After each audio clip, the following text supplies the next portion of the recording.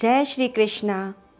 चैत्र माह की कृष्ण पक्ष की सप्तमी तिथि को शीतला सप्तमी का त्योहार मनाया जाता है। कहीं कहीं पर यह अष्टमी के दिन भी मनाया जाता है। यह त्योहार होली के 7 दिन बाद आता है।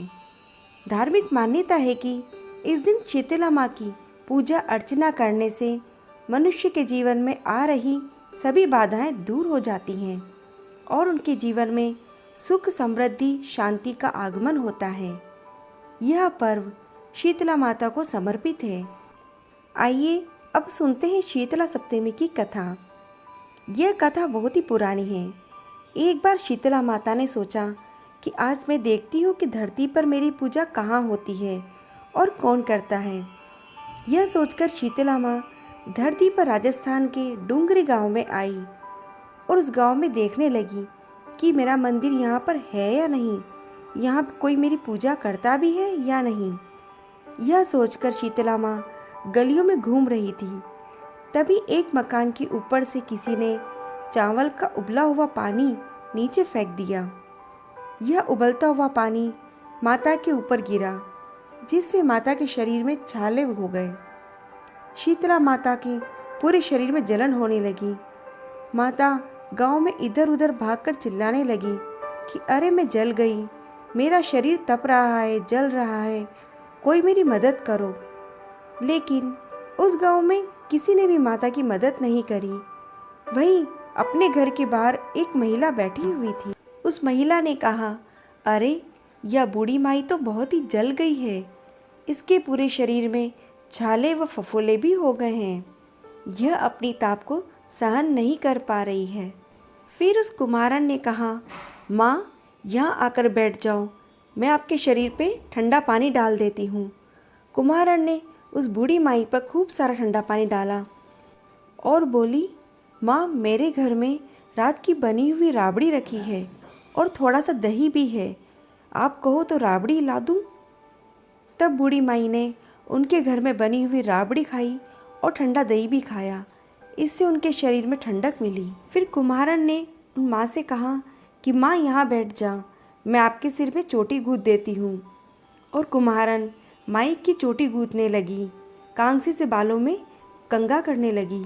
अचानक कुम्हारन की नज़र उस बूढ़ी माई के सिर के पीछे गई तो कुम्हारन ने देखा कि माँ के पीछे एक आँख छुपी हुई है।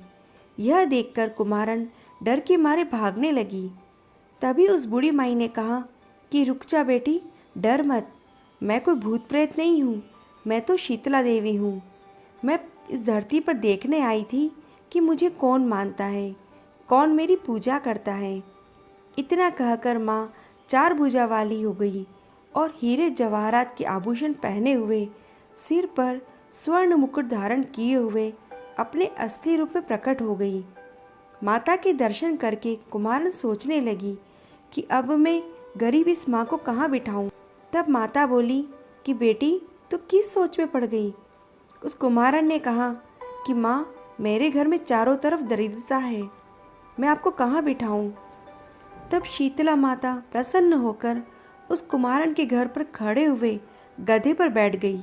उनके एक हाथ में झाड़ू, दूसरे हाथ में डलिया लेकर उस कुम्हारन के घर की दरिद्रता को झाड़कर डलिया में भरकर फेंक दिया और उस कुम्हारन से कहा, बेटी मैं तेरी सच्ची भक्ति से प्रसन्न हूँ, अब तुझे जो चाहिए वरदान मांग ले। तब कुम्हारन ने हाथ जोड़कर माता से कहा कि माँ मेरी इच्छा है कि आप इसी डूंगरी गांव में स्थापित होकर यहीं रहो और जिस प्रकार आपने मेरे घर पे फैली हुई दरिद्रता को दूर किया है, ऐसे ही जो आपकी सप्तमी के दिन भक्तिभाव से पूजा करे, आपको ठंडा जल, दही व बासी ठंडा भोजन चढ़ावे, उसके घर की दरिद्रता को भी साफ करना, आपकी पूजा करने वाली नारी जाति का अखंड सुहाग रखना, उसकी गोद हमेशा भरी रखना। साथ ही जो पुरुष शीतला सप्तमी को नाई के यहाँ बाल ना कटवावे और पुरुष भी अपने परिवार के साथ ठंडा भोजन करें, उसके काम धंधे व्यापार में कभी भी दरिद्रता न आने देना।